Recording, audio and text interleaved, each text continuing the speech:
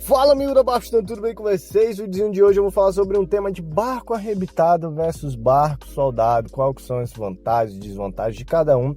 Então bora dar uma olhada. Então, amigo da Bastante, antes disso eu peço para vocês deixem um like se você gostar do vídeo, se gostar bastante considere se inscrever no canal, lembrando que a gente tem a seção também para quem é membro, vídeos exclusivos, beleza? Bom, o que acontece, né? Muita gente sempre me pede para eu falar, já fiz uns vídeos, mas vou falar novamente sobre esse comparativo entre barcos soldados e barcos arrebitados. Bom, vale salientar que eu trabalho com embarcações 100% soldadas, porque tem níveis, né? Tem gente que fala, o barco é soldado, mas o barco tem só a solda que liga justamente o fundo com o costado. Tem os barcos também que tem outras soldas e tem barco que é 100% soldado igual ao nosso, entendeu? E por que eu posso falar isso? A gente também já trabalhou, já fez barco arrebitado antigamente, tá? Não é do meu tempo, mas também tem as experiências contadas, né, pelo dono para mim da questão do barco arrebitado. Bom, a gente tem que levar em consideração logo de cara que o processo de produção é um processo diferente. A gente tem um processo bem mais complexo, de mão de obra mais difícil, mais cara, com mais materiais de utilização no processo soldado, tá?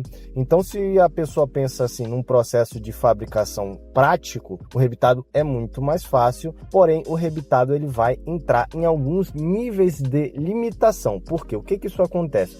Um barco rebitado, ele vai sempre trabalhar nos limites da chapa de alumínio. Como assim? A chapa de alumínio geralmente tem 6 metros e ela tem uma determinada largura, 1,25 m, 1,50 m ou até mais, dependendo do local que seja comprado. Geralmente, os barcos 100% rebitados não têm uma capacidade de fazer um incremento na chapa. Como assim? O barco de 6 metros ser feito um barco de 8. Como é que vai fazer essa união, transformar um fundo que era para ter 6 metros em 8? Não se faz. Alguns até utilizam, por exemplo, barco rebitado, tem barco até geralmente 6,5 metros. Porque todo barco que tem 6,5 metros, para quem não sabe, barco que tem 6,5 metros de comprimento, a largura da chapa de fundo não precisa ter mais de 6 metros, entendeu? Com 6 metros você consegue fazer um barco de 6,5 metros, porque o lançamento da proa e da popa dá-se principalmente pelas laterais, que incrementam esse meio metro a mais, entendeu? Então dá para fazer um barco de 6 metros ainda rebitado, porque fazer uma emenda na lateral é muito menos prejudicial estruturalmente do que fazer uma emenda no fundo. Então a gente já entra nesse ponto. Geralmente barcos rebitados, vocês vão ver que a maioria só são até 6,5 metros, tá? Um fator que a gente tem que levar em consideração agora, pontuando aqui, é a questão de robustez. Lucas, o barco rebitado ele é menos robusto que o barco de solda?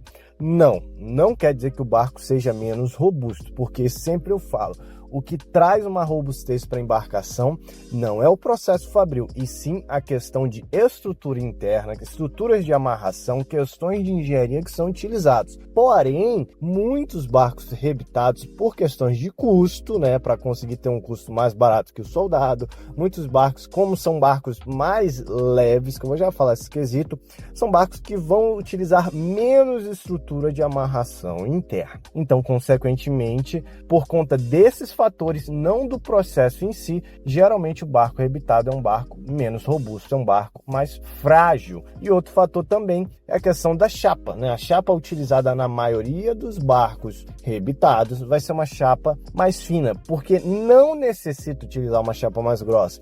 Enquanto a gente pega um processo de solda, que é um processo muito agressivo, quanto mais fina for a chapa, pior é para trabalhar, pior é para soldar e ter alinhamento. O casco tem que ser uma coisa alinhada, não pode ser aquela coisa que parece uma cobra, a lateral dele toda desalinhada, dá para ver que parece uma casca de laranja, toda amassada, o casco. Imagina o fundo, que o fundo é uma questão que tem que ser a parte mais reta, melhor hidrodinâmica possível.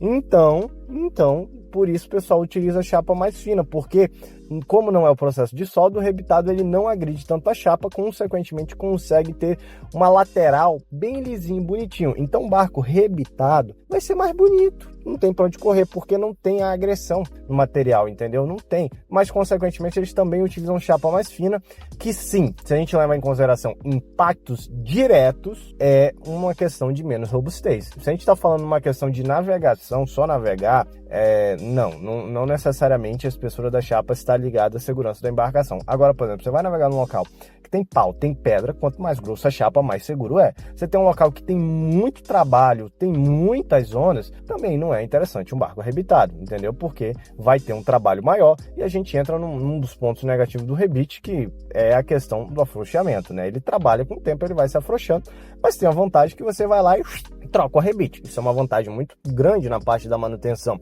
já que se a gente levar para esse ponto da solda, a solda, enquanto é muito mais robusta, se um barco soldado for bem feito, tem vários barcos nossos que o pessoal fala: Lucas, barco de vocês tem 15, 20 anos, nunca levou outra solda, nunca precisou levar outro ponto de solda, entendeu? Sim, tem essa vantagem, que ele é quase não quebra, entendeu? Um tanquezinho de guerra, quando eu brinco. Só que se for necessário, num impacto direto, em alguma coisa que possa acontecer, numa têmpera e tudo mais que tem por conta da solda e do alumínio que foi utilizado, a liga, alguma coisa que pode ter acontecido, né, que é um processo químico, diferente do rebitado que não ocorre esse processo, aí tem que ter um especialista em solda, que aí às vezes é bem mais difícil. Às vezes você mesmo troca o arrebite, você consegue trocar o arrebite. Aí na solda, meu amigo, se não for você mesmo, você vai cagada. Então, a questão de manutenção é muito pior para um barco soldado dar a manutenção. Porém, a tendência dele é dar muito menos manutenção, às vezes nem dá manutenção, a questão de casco, né?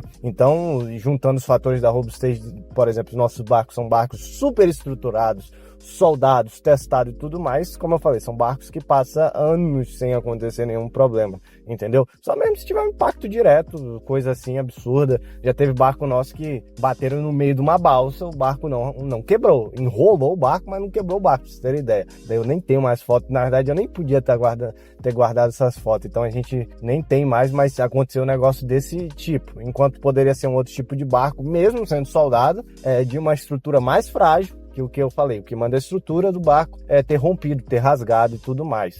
Outro fator a gente tem que levar em consideração é o peso. Muita gente releva a questão do peso e hidrodinâmica. Por que eu vou falar esses dois pontos? Peso não está ligado à questão de hidrodinâmica, velocidade, consumo do barco. Muita gente acha, quanto mais leve o barco, mais ele anda. E não, já falei 1000 vezes, só você pegue os testes dos nossos barcos, cara. Os nossos barcos são barcos que, comparados aos concorrentes, muitos deles pesam 100, 150, 200 quilos a mais e andam igual ou mais. Entendeu? E eu já falei, cansei de falar, gente, eu já estudei muito isso. O que manda na embarcação são questões de hidrodinâmica da embarcação. É a questão do fundo do casco, trabalho de quilha, isso que vai influenciar na velocidade final, isso que vai gerar um efeito de sustentação. Para quem não sabe, o casco, o que a gente está falando são cascos de planeio, ou seja, o casco chega a uma determinada velocidade, vamos chutar aqui, por exemplo, 22 milhas, a maioria dos cascos já estão planando. O casco, quando ele entra em planeio, ele chega num limiar de eficiência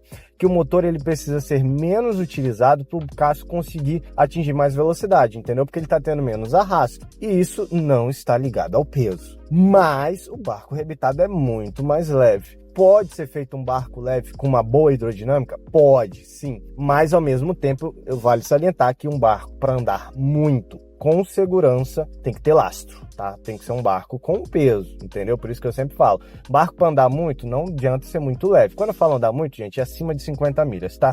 40, 50 milhas, qualquer barquinho dá para andar, beleza. Acima disso, se o barco não tiver um peso, é meio complicado ele não andar com segurança acima dessa velocidade, entendeu? Só que, como eu falei, o barco rebitado tem a vantagem de ser leve e o leve auxilia o transporte manual, principalmente. Se você for pensar num barco para levar num lago, para tirar de um local e levar para outro na mão, aí sim, aí uma semi-chata que pesa 60 e outra 100 quilos, 40 quilos faz muita diferença no braço, entendeu? Não em navegação.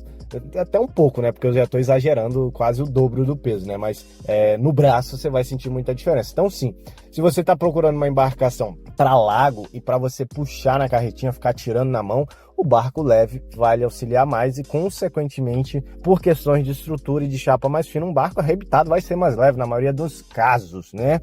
Bom, outro fator é o preço. Na teoria, o barco soldado é para ser, em alguns locais, 30% a 50% mais caro do que um barco arrebitado, por conta dos processos de solda, dificuldade, robustez e tudo mais, que tem algumas qualidades, principalmente estruturais, comparado a outro barco. Mas é uma coisa que eu não observo tanto, porque a gente entra naquela questão. O barco, nosso, por exemplo, é 100% soldado, cara. Solda a chapa do fundo, solda a chapa do costado, solda o verdugo na lateral, que vai dar estrutura, alinhamento, solda os perfis longitudinais, solda os perfis transversais, o comando é soldado, o tanque é soldado, as tampas, algumas se quiser a gente solda no local, se não quiser nem ter acesso. Então, cara, o barco tem toda a parte estrutural e não estrutural soldada, entendeu? Então é um processo bem mais complicado, bem mais demorado, diferente de que se a gente pegasse um comando pronto e só prendesse o comando. Pô, é coisa simples, feito em minutos para colocar um comando desse, enquanto um comando que você vai, tira a chapa, dobra, corta, solda, modela,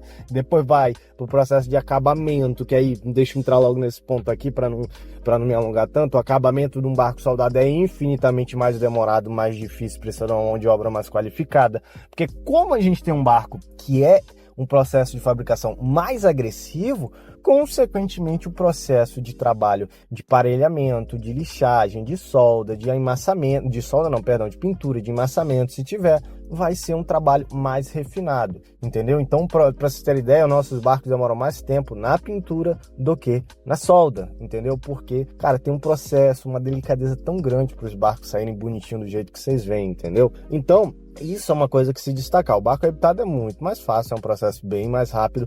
Como o barco não tem tanto trabalho de chapa, é muito mais fácil você emparelhar e deixar ele pronto para pintar. Dá para deixar os dois na mesma coisa bonita, pode-se dizer assim. Mas é mais fácil rebitar, entendeu? Então um trabalho mais fácil, consequentemente também. Por isso era para ser mais barato, né?